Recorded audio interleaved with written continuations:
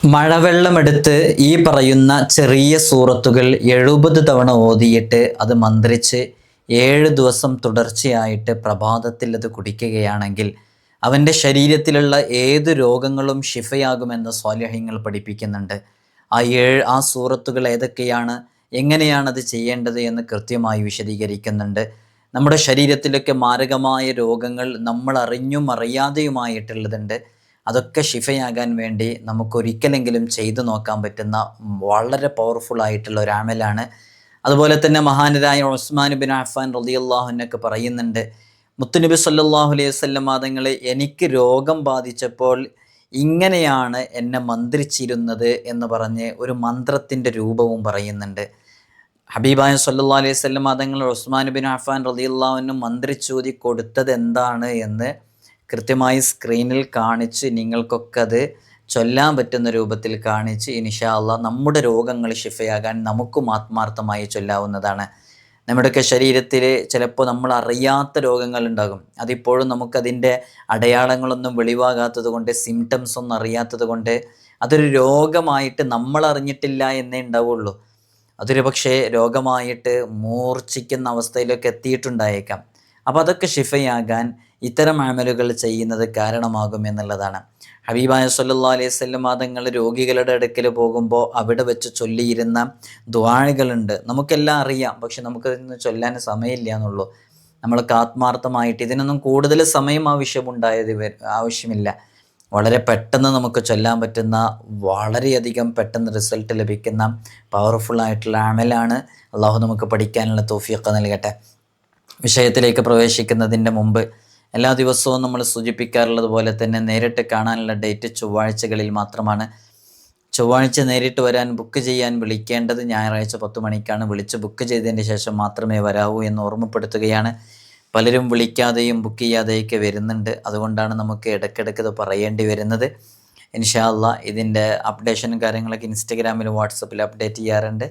ഇൻസ്റ്റഗ്രാമിൻ്റെ link ഡിസ്ക്രിപ്ഷനിൽ കൊടുത്തിട്ടുണ്ട്. അവിടെ നോക്കിയാൽ നിങ്ങൾക്ക് അതിൻ്റെ ഡീറ്റെയിൽസും കാര്യങ്ങളൊക്കെ മനസ്സിലാക്കാൻ പറ്റും. ശനി ഞായർ ദിവസങ്ങളിൽ നമ്മളത് അവിടെ അപ്ഡേറ്റ് ചെയ്യാറുണ്ട് എന്നുള്ളത് അറിയിക്കണം.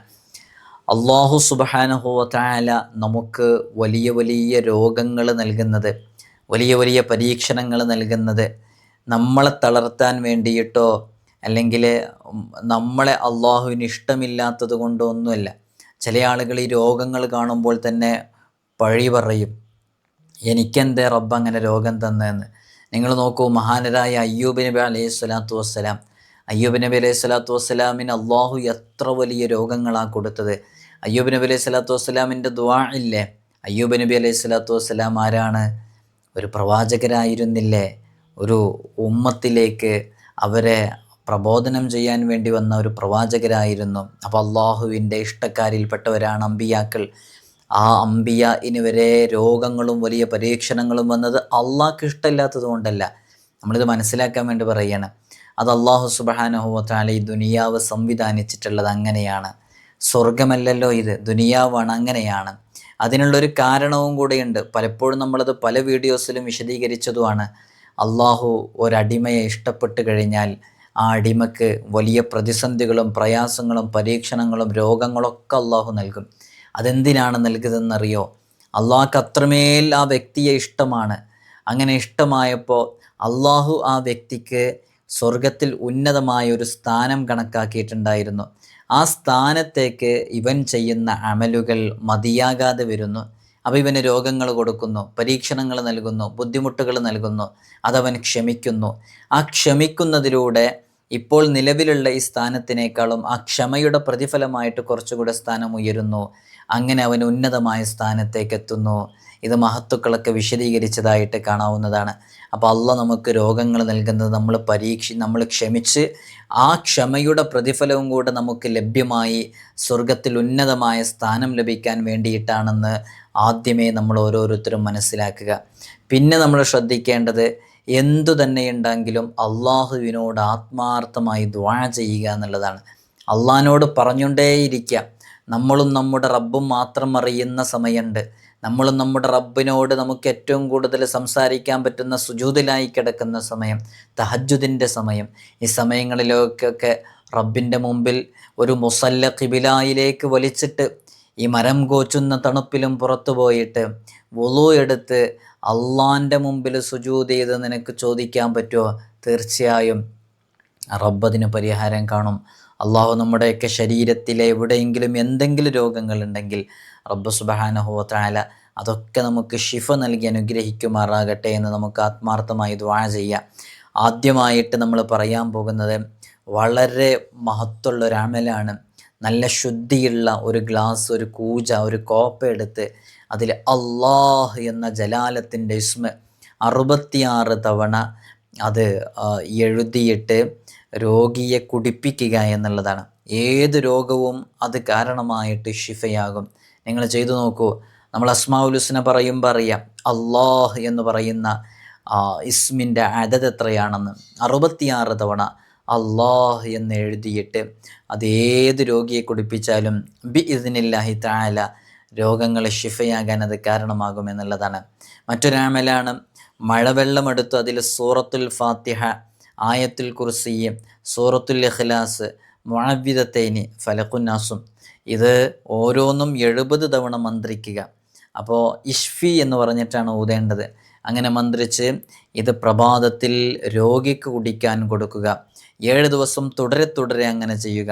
എന്നാൽ ആർക്കാണോ അത് കുടിപ്പിക്കപ്പെടുന്നത് അവരുടെ ശരീരത്തിലുള്ള ദേഹത്തിലുള്ള സകല രോഗത്തിനും സർവശക്തനായ റബ്ബ് സുബ്ഹാനഹു വ തആല ശമനം നൽകും.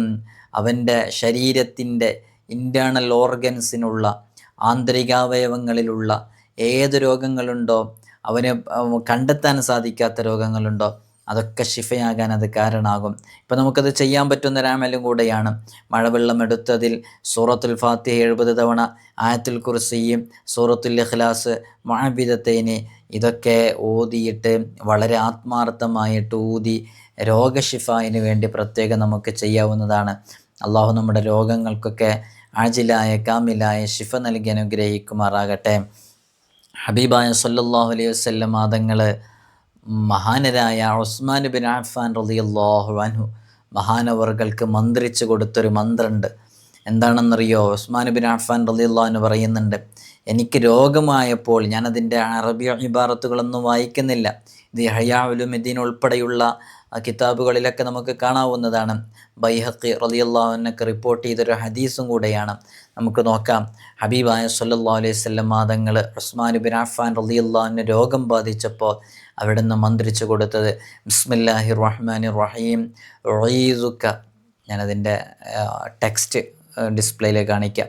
ബിസ്മില്ലാഹിർ റഹ്മാനിർ റഹീം ഉഈസുക ബില്ലാഹിൽ അഹദിസ് സ്വമദ് അല്ലദീ ലം യലിദ് വലം യൂലദ് വലം യകുല്ലഹു കുഫുവൻ അഹദ് മിൻ ശർരി മാ തജിദ് വലം യകുല്ലഹു കുഫുവൻ അഹദ് മിൻ ശർരി മാ തജിദ് എന്ന് പറഞ്ഞിട്ടുള്ള ഈ ഒരു ദുആ ഇങ്ങനെ 3 തവണ മുത്തുനബി സല്ലല്ലാഹു അലൈഹി വസല്ലം തങ്ങളെ എന്നെ മന്ത്രിച്ചിരുന്നു എന്ന് മഹാനരായ ഉസ്മാൻ ബിൻ അഫ്ഫാൻ റളിയല്ലാഹു അൻഹു പറയുന്നുണ്ട്.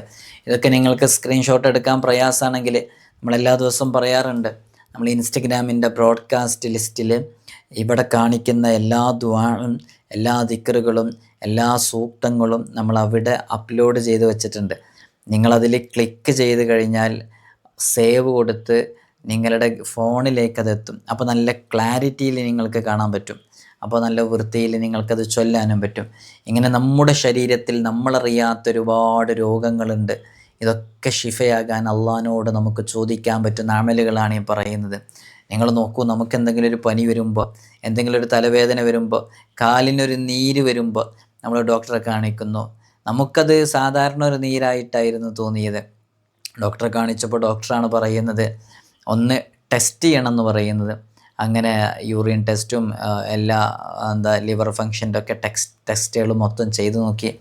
അവസാനം ഡയഗ്നോസ് ചെയ്തിട്ട് ഡോക്ടർ പറയുന്നത് നമ്മൾ കരുതിയോ പോലൊന്നുമല്ല, ഇത് കിഡ്നി ഫെയിലായിട്ട് ഇത് അങ്ങേയറ്റത്തേക്ക് എത്തിയിട്ടുണ്ട്, ഡയാലിസിസ് ചെയ്യാൻ പോലും പറ്റാത്ത അവസ്ഥയിലേക്ക് എത്തിയിട്ടുണ്ട് എന്ന് പറയുമ്പോഴാണ് നമ്മൾ പോലും ഇതൊരു വലിയ രോഗത്തിൻ്റെ അടയാളമായിരുന്നു എന്ന് തിരിച്ചറിയുന്നത്. നിങ്ങൾ നോക്കൂ, കഴിഞ്ഞ ദിവസം ഇവിടെ ഒരാൾ വന്നിട്ടുണ്ടായിരുന്നു.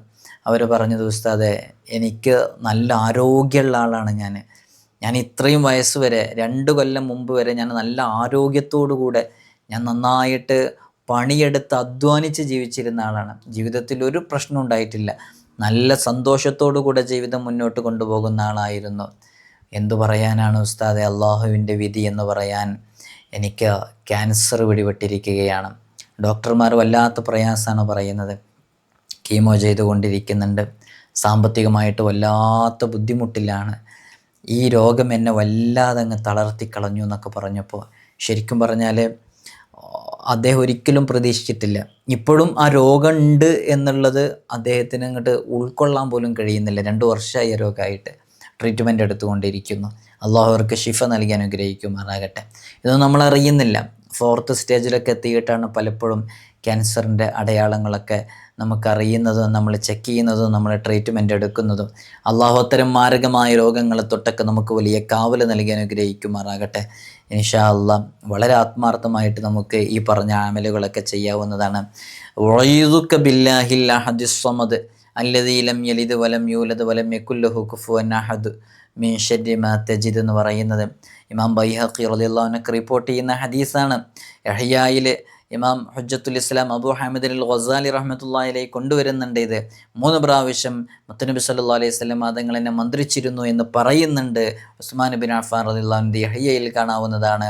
എന്താണ് അത്? ബിസ്മില്ലാഹിർ റഹ്മാനിർ റഹീം, റഹ്മാനും റഹീമുമായ അള്ളാഹുവിൻ്റെ മുഴുവൻ പേരുകളെ കൊണ്ടും ബറക്കത്ത് സിദ്ധിച്ചവരായ നിലയിൽ അള്ളാഹുവിൻ്റെ നാമം കൊണ്ട്, അള്ളാഹുവിൻ്റെ മഹത്തായ ഇസ്മുകളെ കൊണ്ട്, അസ്മാവ് കൊണ്ട്, ഉഈദുക ബില്ലാഹിൽ അഹദിസ് സമദ്, അഹദായ ഏകനായ സമദായ നിരാശ്രനായ അള്ളാഹുവിനോട് ഞാൻ അഭയം തേടുന്നു. അല്ലദീ ലം യലിദ് വലം യൂലദ്, അവൻ പിതാവല്ല, അവൻ പുത്രനുമല്ല, അങ്ങനത്തെ റബ്ബിനോട് വലം യകുൽ ലഹു കുഫുവൻ അഹദ് മിൻ ശർരി മാ തജിദ്. വളരെ വിശാലമായ അർത്ഥങ്ങളുള്ള സൂറത്തുൽ ഇഖ്ലാസുമായി ടച്ചുള്ള വളരെ പവിത്രമേറിയ ഒരു മന്ത്രിക്കാൻ പറ്റുന്നതാണിത്. സർവനാശത്തിൽ നിന്നും, എല്ലാ നാശങ്ങളിൽ നിന്നും റബ്ബിനോട് നമ്മൾ, എല്ലാ അപകടങ്ങളിൽ നിന്നും, എല്ലാ ബുദ്ധിമുട്ടുകളിൽ നിന്നും, എല്ലാ ഷെറുകളിൽ നിന്നും അള്ളാഹിനോട് നമ്മൾ കാവൽ ചോദിക്കുന്ന പവർഫുള്ളായിട്ടുള്ളൊരു മന്ത്രിക്കാൻ പറ്റുന്ന ഒരു ദുആ ആണ്. മുത്തുനബി സല്ലല്ലാഹു അലൈഹി വസല്ലം തങ്ങൾ ഉസ്മാൻ ബിൻ അഫ്ഫാൻ റളിയല്ലാഹു അൻഹു മന്ത്രിച്ചിരുന്നതാണ്. അള്ളാഹു നമ്മുടെ രോഗങ്ങളൊക്കെ ശിഫ നൽകി അനുഗ്രഹിക്കുമാറാകട്ടെ. ഒരുപാട് ആളുകൾ പല വീഡിയോസിന് താഴെയും ഉസ്താദ് എനിക്ക് അങ്ങനെ രോഗമുണ്ട്, ഇങ്ങനെ രോഗമുണ്ട് എന്നൊക്കെ പറഞ്ഞ് എഴുതി അറിയിക്കാറുണ്ട്. ഇതിന് താഴെയും പലരും എഴുതും. അള്ളാഹുവെ, മക്കൾക്ക് രോഗമുള്ളവർ, ഉമ്മമാർക്ക് ഉപ്പമാർക്ക് രോഗമുള്ളവർ എല്ലാവരുടെയും രോഗങ്ങൾക്ക് നീ ശിഫ നൽകണം അല്ലാഹ്. അമീൻ ബിറഹ്മതിക യാ അർഹമർ റഹീമീൻ. അസ്സലാമു അലൈക്കും.